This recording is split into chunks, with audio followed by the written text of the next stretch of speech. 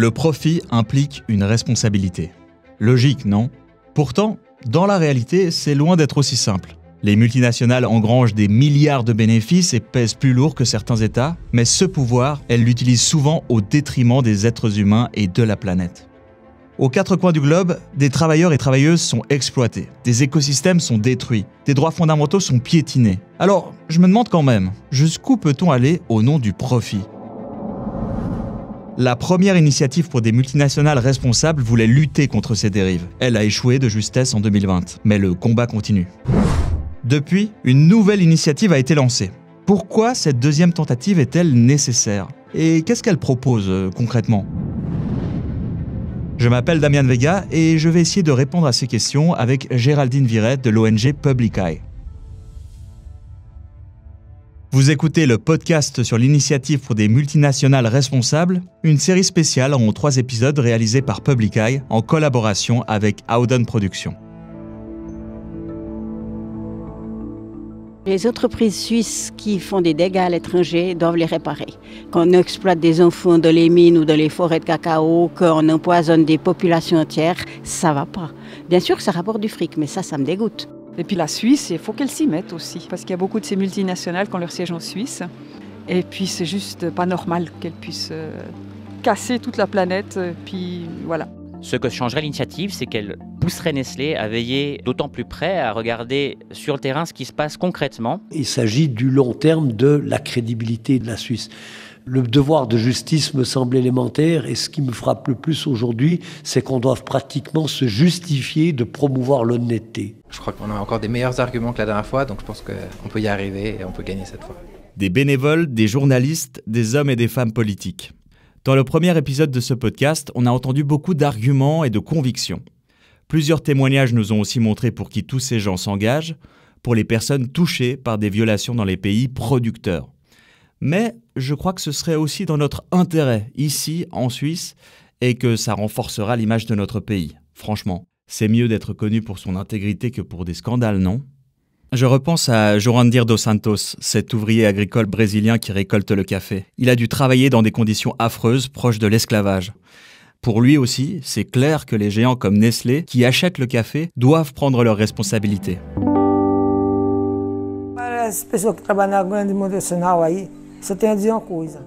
J'aimerais dire une chose aux personnes qui travaillent dans les grandes multinationales. Regardez ce que vous faites. Parce qu'acheter du café, c'est facile. Le récolter, c'est la partie difficile. Et ils doivent faire attention à la classe inférieure. Parce que c'est cette classe-là qui leur fournit le café. Et ils ne valorisent pas ce travail. À eux, il ne leur arrivera jamais rien. Parce qu'ils font partie de la classe supérieure. Quand le fermier vient te vendre du café, il dit que tout va bien, que tout est bien fait. Mais va voir par toi-même et tu verras où est le problème. Tu peux exiger d'eux qu'ils fassent les choses correctement. Qu'est-ce que ça veut dire faire les choses correctement? Déclarer les travailleurs, donner aux travailleurs les droits qu'ils méritent. Si c'est le cas, ils peuvent acheter ce café. Mais tromper les gens, en faire des esclaves, je ne pense pas que ce soit juste pour qui que ce soit.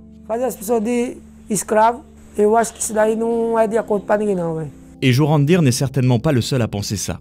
Des millions de personnes dans des pays à revenus plus faibles vivent ce genre de réalité. Quand les grandes entreprises vendent des habits, des produits alimentaires ou des matières premières, les profits sont trop souvent engrangés ici, en Suisse. Alors que les personnes qui produisent ces biens ou qui travaillent dans les mines ou les plantations ne touchent presque rien. Elles restent prisonnières de la pauvreté.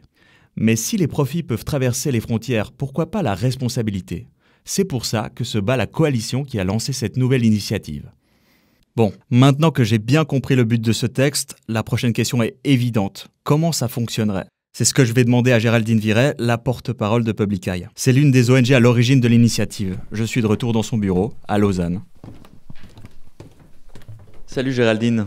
Salut Damian. Bon, à ce stade, j'ai bien compris en quoi cette initiative était importante, mais comment ça fonctionnerait exactement? C'est quoi les éléments clés? Bon, déjà, c'est bien de rappeler qu'on s'appuie sur des normes qui sont reconnues au niveau international. Je t'ai parlé l'autre fois des principes directeurs de l'ONU, adoptés en 2011.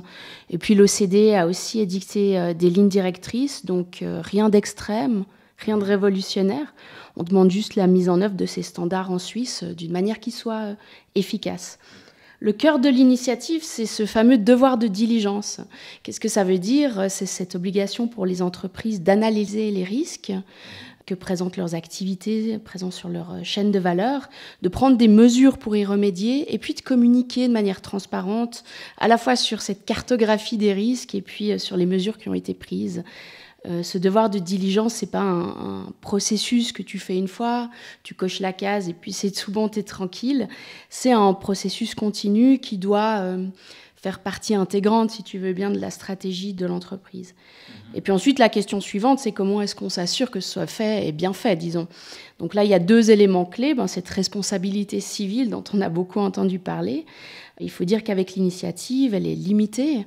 Ça veut dire qu'une multinationale ne pourrait être tenue responsable que pour les agissements faits par une entreprise qu'elle contrôle, donc ses filiales. Pas forcément les fournisseurs, du coup. Alors non, pas les fournisseurs, pas les sous-traitants, uniquement les entités contrôlées, donc les filiales. Et puis l'autre chose, c'est établir une autorité de surveillance, donc un organisme indépendant qui est chargé de vérifier l'application des règles et puis qui peut infliger des amendes en cas de problème. Ça, c'est les éléments clés. Donc, en cas de oui, comment est-ce que ce sera mis en œuvre ? Bon là, dans le cadre d'une initiative populaire, c'est une modification de la Constitution. Donc il y aura une loi d'application qui sera dictée par le Parlement. Ça, c'est une étape qui sera vraiment importante. Il faudra bien la suivre. Mais avant tout ça, disons qu'il va y avoir un long processus parlementaire avant une éventuelle votation.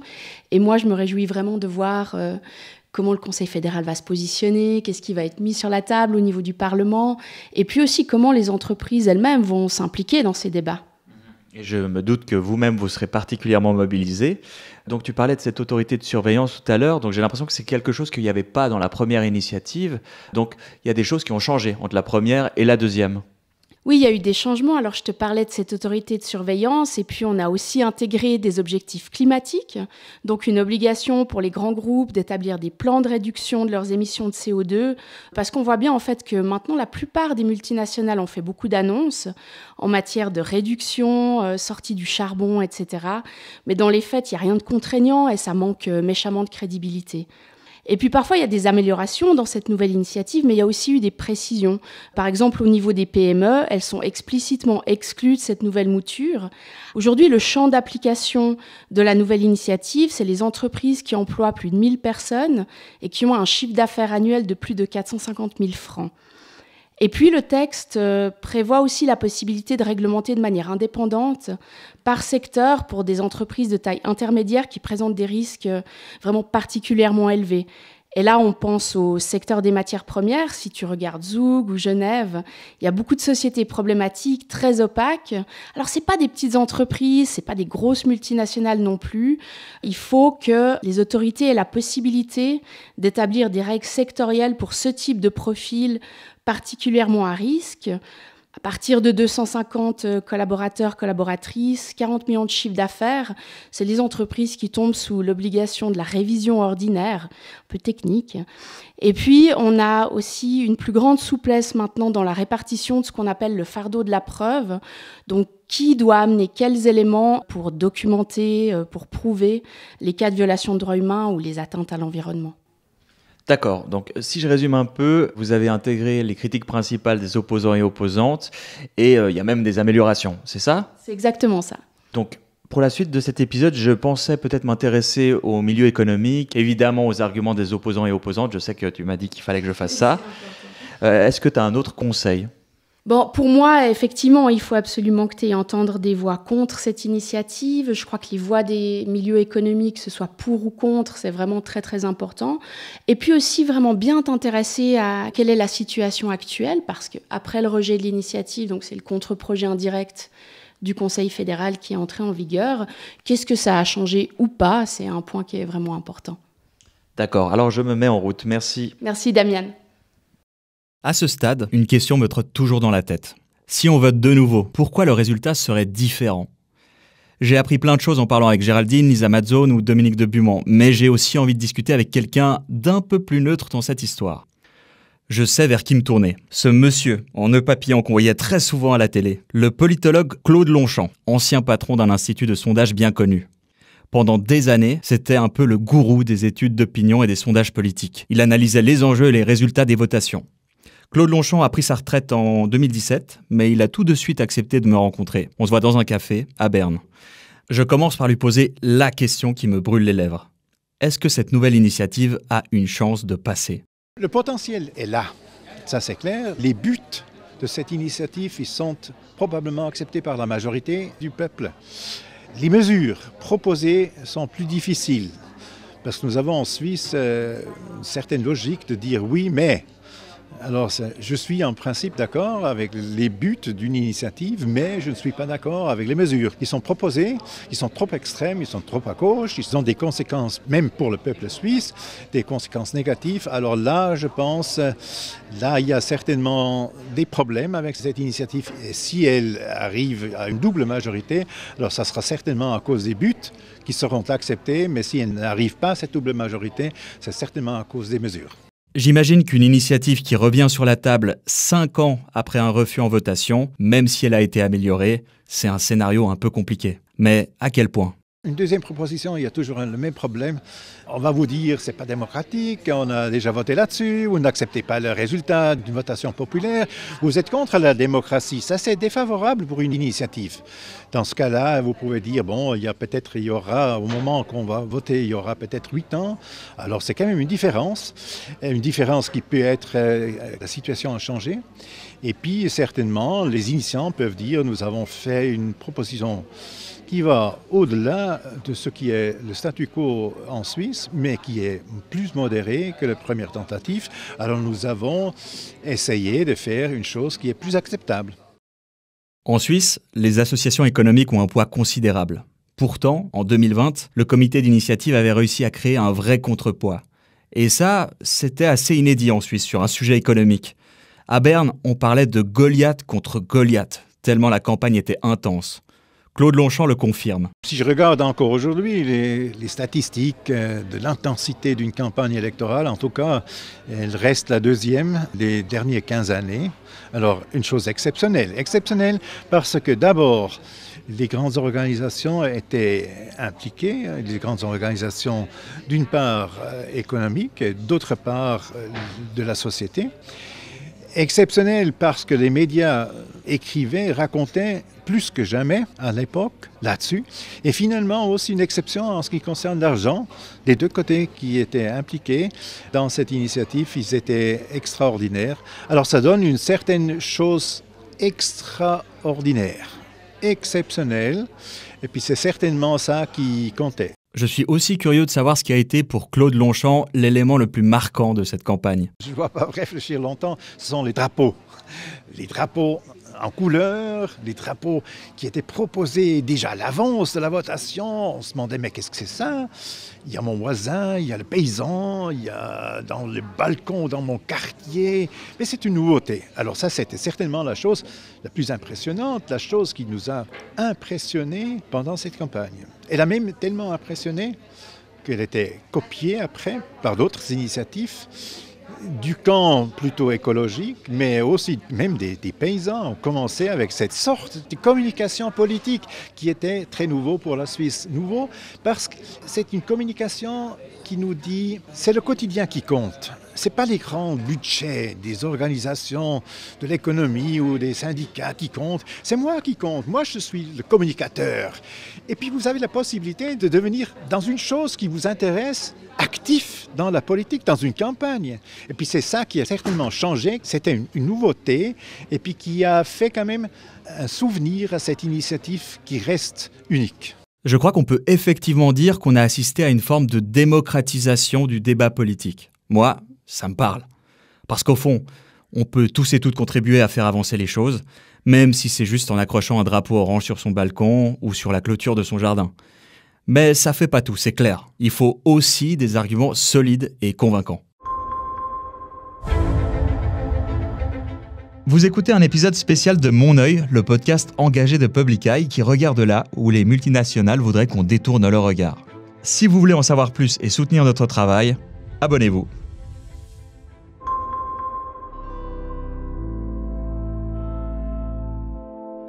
Des arguments solides et convaincants, je disais.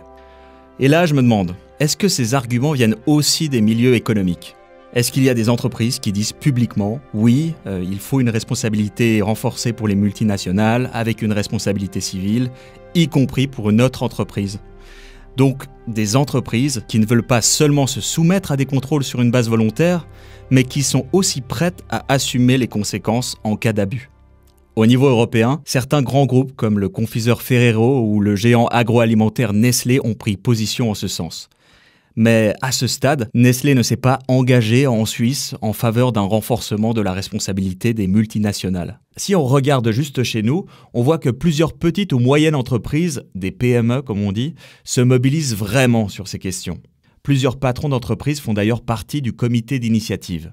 Parmi ces PME engagées, il y a le groupe Corba, actif dans le secteur du bois. Cette entreprise jurassienne a façonné les poutres qui ont servi à reconstruire une partie de la charpente de la cathédrale Notre-Dame de Paris. Rien que ça. Je vais donc à Vandelincourt, un petit village du Jura, pour rencontrer Gauthier Corba, le directeur adjoint de l'entreprise du même nom. Vous l'aurez compris, c'est une entreprise familiale. Son bureau se trouve juste à côté de la scierie. En arrivant, je sens tout de suite cette bonne odeur de bois et plus loin, on entend les machines tourner. Gauthier Corba arrive avec un grand sourire. Une fois installé dans son bureau, il me présente son entreprise. Alors nous, on a une place particulière sur l'échiquier de l'industrie du bois suisse dans le pays, puisqu'on est les principaux transformateurs de bois feuillu en Suisse, qui nous donne aussi une responsabilité particulière. Donc on a l'interface entre la forêt et puis les différents utilisateurs du bois, les menuisiers, les charpentiers, les designers, les architectes aussi, dans un autre cadre. Et puis, on met aussi à disposition donc cette matière de notre deuxième site de transformation qui est à Glevelier, qui est le dernier site d'imprégnation de traverse en bois de Suisse. Je me demande si le groupe Corba est concerné par l'initiative. Et j'ai envie de connaître les défis auxquels le secteur du bois est confronté aujourd'hui. Alors, elle n'est pas directement concernée. On est une entreprise qui a une taille relativement modeste par rapport à celle des entreprises concernées. Enfin, c'est une PME qui compte petite centaine d'employés, qui n'est pas présent à l'international si ce n'est avec ses voisins. Par contre, ce qui est intéressant, c'est qu'indirectement, on a des problématiques aujourd'hui dans le commerce du bois qui sont complètement similaires ou en tout cas très proches de celles qui sont défendues dans le texte. Je vous donne un exemple concret. On veille de manière extrêmement claire et soucieuse à ce que l'approvisionnement en bois se fasse dans les meilleures conditions, aussi sur le plan environnemental et humanitaire. On a aujourd'hui des règles qui sont plus que strictes, par exemple pour l'exportation de bois tropicaux ou exotiques. Alors ça ne concerne pas notre entreprise à nous, mais on côtoie beaucoup en fait d'acteurs qui sont aussi dans l'industrie du bois confrontés à ces problématiques d'approvisionnement peut-être en bois qui viennent de plus loin, ou peut-être que les règles, encore une fois, ne sont pas appliquées avec la même sévérité que chez nous. Donc on a aussi dans l'industrie du bois toutes sortes de défis à relever. Je parle de l'approvisionnement ici en matières premières, mais aussi de manière plus générale dans le respect qu'on doit évidemment aujourd'hui par rapport aux défis climatiques. Et je crois que ces lois, bien sûr, qu'elles concernent ici les plus grandes entreprises qui sont encore une fois présentes à l'international, mais ça donne, je crois, aussi une incitation véritable pour l'ensemble en fait, des acteurs industriels suisses et pour toutes les PME qui forment évidemment le corps de notre économie pour aller véritablement dans le bon sens et puis à ce qu'on se mette au niveau de ces différents règlements. Relever les défis climatiques. Aller dans le bon sens. Pour Gauthier Corba, les entreprises doivent se montrer proactives, quelle que soit leur taille. Il veut faire bouger les lignes. La machine politique, il la connaît bien aussi puisqu'il est député centriste au Parlement jurassien. Mais comment est-ce qu'il s'y prend pour convaincre autour de lui ? Alors dans mon entourage vraiment industriel, je pense que c'est un texte qui peut faire craindre très vite davantage de bureaucratie. Ça, c'est clair que c'est quelque chose qui est toujours en haut des préoccupations des entreprises. Et moi, mon argument, c'est que véritablement, elle a été pensée. Ce qui est peut-être bien dans le fait qu'elle ait échoué une fois, c'est qu'il y a aussi toutes sortes de points qui ont été revus pour que justement, ça ne soit pas un fardeau supplémentaire pour les entreprises concernées. Il faut aussi voir que les entreprises concernées, faisant les chiffres d'affaires et les ressources qu'elles possèdent, il est clair qu'elles peuvent investir ce qu'elles doivent pour pouvoir aussi faire le suivi de ces dossiers. Mais enfin, très clairement, sur un point de vue administratif et bureaucratique, je ne crains pas du tout une surcharge à ce niveau-là. Et puis, de manière plus générale, pour convaincre mon entourage, je crois que c'est les buts visés par l'initiative qui sont plus que louables au XXIe siècle pour qu'on soit vraiment convaincu de la beauté. Gauthier Corba est un entrepreneur. Il sait que sa voix, en tant que patron, a un poids particulier. Il estime qu'une prise de position publique est aussi bénéfique pour les entreprises. En tant qu'entrepreneur, je crois que c'est très important de s'engager pour ce type d'initiative. Ça nous permet vraiment de montrer qu'on est autre chose en fait que des gens qui ont le souci d'un business. On a le souci de nos collaborateurs, on a le souci de ce qui se passe évidemment dans nos entreprises, mais on a aussi vraiment le souci d'atteindre les objectifs qui sont ceux de notre génération, notamment en matière climatique. Mais il n'y a pas de justice climatique sans justice sociale, et donc ça touche aussi évidemment aux droits humains. Et je trouve que de lier ici une problématique effectivement entrepreneuriale, industrielle, avec des buts tels que ceux visés par l'initiative sont importants. Donc je trouve que c'est aussi une belle manière pour les entreprises d'agir en transparence et de se montrer actifs sur ce sujet. Gauthier Corbat n'est pas le seul patron d'entreprise à prendre position pour plus de responsabilités. Sur Internet, j'ai vu qu'il y avait aussi le directeur général de Gebana. C'est une entreprise pionnière du commerce équitable. Ou encore le fondateur d'Infomaniac, qui se décrit comme l'alternative suisse, écologique et souveraine aux géants du web. Mais bon, il faut quand même dire que cette initiative ne fait pas l'unanimité au sein des milieux économiques. Depuis des années, il y a une très forte opposition et j'aimerais aussi entendre les arguments des organisations fêtières qui représentent les intérêts des entreprises suisses. Alors, je contacte Économie Suisse pour une interview. C'est non, et on me renvoie vers Swiss Holdings, la fêtière des multinationales. De leur côté, c'est OK pour une interview, mais quand je demande qu'on fixe une date, silence radio. Après 4 relances, ils me répondent que la période est très chargée et que c'est pas le bon moment, parce que l'initiative n'a pas encore été déposée. On est en mai, ils me proposent de faire cet entretien dans 6 mois, je dois dire non parce que le podcast aura déjà été diffusé d'ici là. Tant pis, j'aurais vraiment voulu leur donner la parole. Économie Suisse et Swiss Holdings ont joué un grand rôle dans l'élaboration et l'adoption du contre-projet indirect à la première initiative. Ils ont fait un lobbying intense au Parlement. Suite à la défaite de l'initiative en votation, ce contre-projet est entré en vigueur en janvier 2022. Dans les grandes lignes, la loi oblige aujourd'hui les multinationales à publier chaque année un rapport sur les questions sociales, environnementales, de droits humains et de lutte contre la corruption. Et elle les contraint à un devoir de diligence, mais seulement pour le travail des enfants et certains minerais du conflit. Je demande à Gauthier Corbat s'il est satisfait de cette solution. Non, le contre-projet a été décevant en fait dès sa mise en œuvre. On le savait avec le refus très serré, mais enfin de l'initiative. C'est un contre-projet qui est une espèce de coquille vide où en fait on fait essentiellement rédiger des jolis rapports aux entreprises, mais où les différents critères et puis les exigences qui sont posées pour défendre notamment l'environnement et les droits humains sont clairement insuffisants.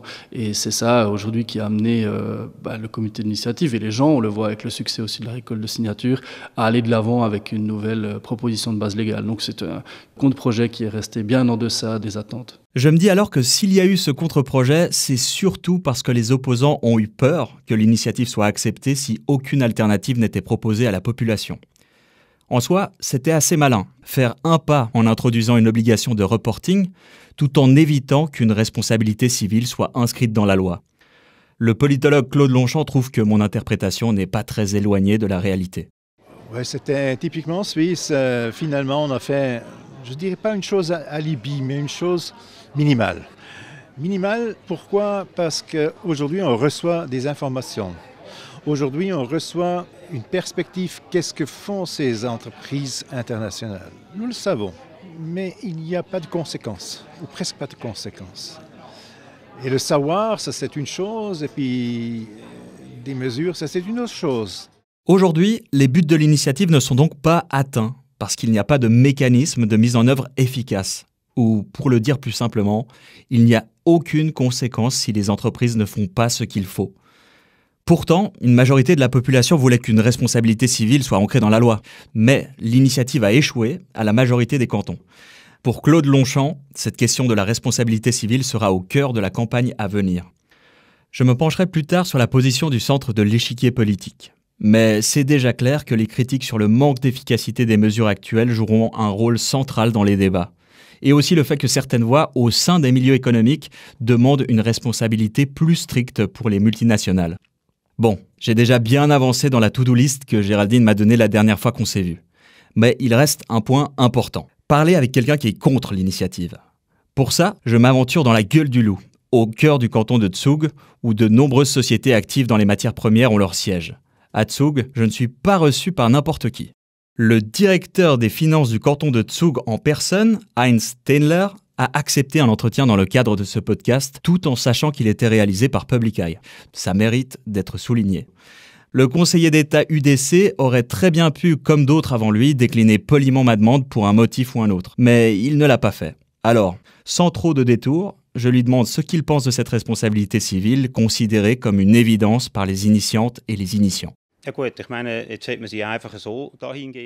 disons que maintenant on l'a simplement restreinte. Il n'y a plus de responsabilité pour les sous-traitants et il n'y a pas de renversement du fardeau de la preuve. On a choisi la voie la plus simple.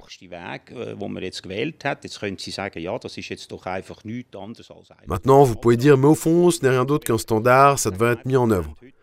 Moi, je trouve que la situation actuelle est satisfaisante. Je pense que la direction de ces entreprises, si je regarde Glencore par exemple, même si elles ont déjà été condamnées, elles ont été sanctionnées et ont dû en tirer des leçons. Je crois qu'elles gèrent ces questions de manière très responsable.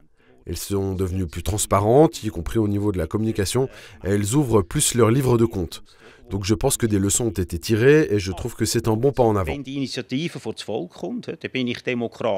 Mais écoutez, si cette initiative est soumise au peuple et acceptée, je suis assez démocrate pour dire qu'elle devra être appliquée. Et j'aurais attendu la même chose pour la première initiative. Elle a échoué, même si vous pouvez dire que c'est à cause de la majorité des cantons. Oui, c'est vrai. Nous avons une démocratie directe qui, dans certains cas, exige aussi la majorité des cantons. C'est un résultat qu'il faut simplement accepter. Oula, je m'attendais pas forcément à ce qu'il mentionne directement Glencore. C'est quand même une entreprise très controversée. Mais une autre question me brûle les lèvres, et je la trouve centrale. Si les profits générés dans les pays producteurs finissent chez nous, pourquoi pas la responsabilité ? Je lui pose la question. Oui, je suis aussi d'accord avec ça. Mais vous laissez entendre que ces sociétés n'assument pas leurs responsabilités. Bien sûr qu'elles réalisent des profits ici, mais elles procurent aussi des emplois là où, par exemple, les matières premières sont extraites. Donc là-bas aussi, des profits sont et peuvent être réalisés. Mais vous simplifiez beaucoup quand vous dites « oui, elles font du profit et n'assument aucune responsabilité ». Bien sûr que cette responsabilité est assumée. Je le répète, une entreprise comme Glencore ne peut pas se permettre de commettre des violations de droits humains à gogo. Ça ne va pas. L'entreprise le sait, la direction le sait. Et je pense qu'ils en font beaucoup. Ils ont aussi connu une phase d'apprentissage. Je l'admets ouvertement. Et pour ça, l'initiative n'est pas nécessaire. Je me demande si les journalistes qui enquêtent sur les activités de Glencore ont aussi remarqué une amélioration. J'ai demandé l'avis d'Adrien Budry-Carbo. Il a travaillé longtemps dans la presse quotidienne avant de rejoindre l'ONG Public Eye. Glencore, il connaît bien. Moi, j'enquête depuis bientôt 8 ans sur Glencore. Ce que je constate, c'est que les pratiques et puis la transparence n'ont pas beaucoup évolué, voire régressé parfois. Glencore, c'est une entreprise qui communique jamais proactivement sur ces grands scandales, qui, même quand elle est condamnée pour une affaire de corruption, continue à nier et à contredire les conclusions de la justice qu'elle a par ailleurs signées juste auparavant. D'ailleurs, Glencore répond pratiquement jamais aux questions des journalistes et les médias les intéressent uniquement quand il s'agit de faire passer leurs publics reportages qui vantent leur mérite. Bon, j'espère que le géant des matières premières a quand même appris quelque chose de ses déboires avec la justice. Et surtout, il n'y a pas que Glencore, parce que cette question concerne tous les grands groupes. Les multinationales ne doivent plus pouvoir violer les droits humains ou les normes environnementales en toute impunité. Seulement, d'après ce que j'ai entendu, le contre-projet n'a pas changé grand-chose. Le patron du groupe Corba le décrit même comme une espèce de coquille vide. Avant de quitter Zug, je demande encore à Heinz Stellner ce qu'il pense, lui, des mesures en vigueur aujourd'hui. Ja, also ich finde den Gegenvorschlag ausreichend, ich habe es gesagt, und Haftbarmachung. Also wenn eine Firma... Je trouve que le contre-projet est suffisant, je l'ai dit. En ce qui concerne la responsabilité civile, si une entreprise commet une erreur à l'étranger, si des violations de droits humains ont lieu dans une zone d'extraction, etc., je crois qu'une procédure peut aussi être engagée en Suisse. Ça s'est déjà vu. Ce n'est donc pas comme si, avec le contre-projet, ces entreprises avaient simplement carte blanche. Ici aussi, elles doivent respecter les lois et peuvent être poursuivies. Pas seulement sur place, mais ici aussi, en Suisse. Ce n'est donc pas une carte blanche. Dans ce contexte, c'est aussi important que ces entreprises assument cette responsabilité. Elles veulent l'assumer d'ailleurs. Le commerce des matières premières est quelque chose d'essentiel pour le monde et pour notre prospérité. Et je crois que les entreprises sont aussi conscientes qu'elles ont leurs responsabilités. Par exemple, Glencore, qui joue un rôle très important pour notre prospérité et pour toute l'industrie. Vous avez un portable dans la main. Sans Glencore et sans matières premières, cet appareil n'existerait tout simplement pas. Donc je crois qu'on est conscient de la tâche qu'on a à accomplir et de la responsabilité qui va avec.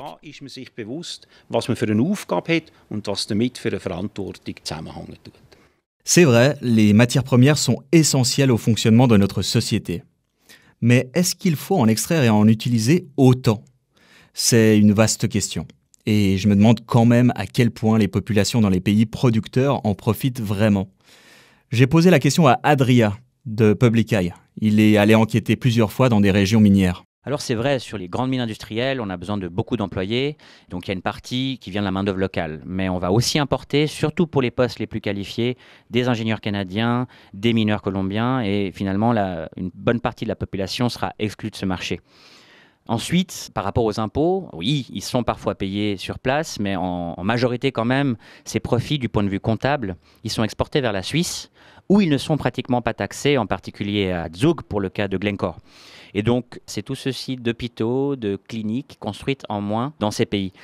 Glencore met parfois aussi en avant quand ils ont construit un puits, qu'ils ont construit une route, mais la plupart du temps, c'est des choses qui profitent principalement à leurs employés, puisqu'on a construit une route pour relier leur mine à un port où ensuite les produits vont être exportés. Bon, ce sont manifestement des points de vue très différents. On l'a aussi entendu, Heinz Steinler estime que les mesures actuelles sont suffisantes et qu'une entreprise suisse peut déjà être tenue responsable.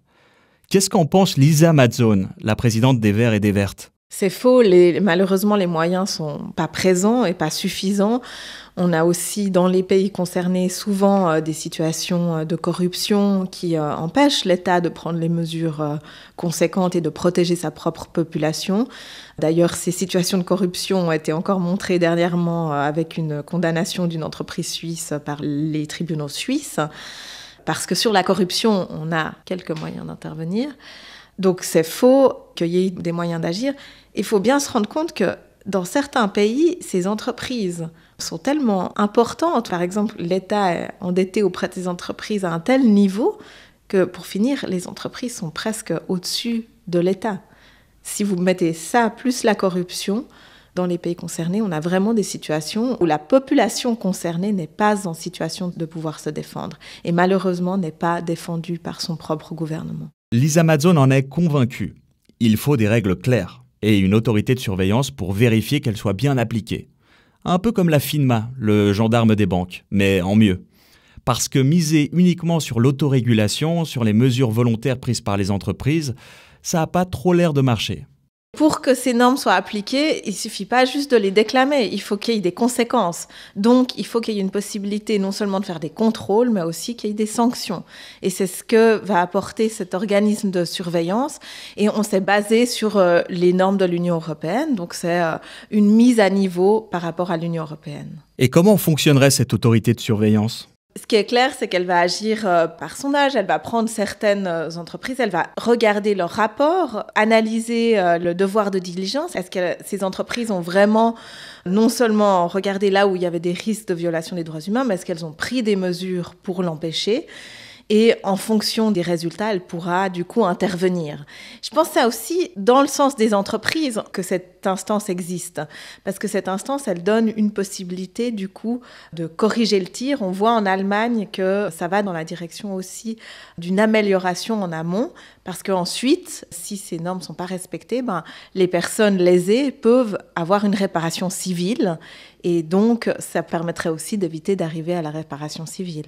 Agir de manière préventive et punir en cas d'abus, ça semble important pour que les choses changent. Bon, si je fais un petit bilan, j'ai surtout pu parler à des personnes en faveur de l'initiative, et moins aux opposants et opposantes. Mais quand même, je trouve qu'il y a des arguments solides pour dire que cette initiative est une bonne solution. J'ai encore des questions à poser à Géraldine de Public Eye, et j'aimerais surtout lui demander sur quoi je devrais me concentrer maintenant. Bonjour Géraldine. Salut Damian. Donc, à ce stade, je commence à avoir une image assez précise de cette initiative.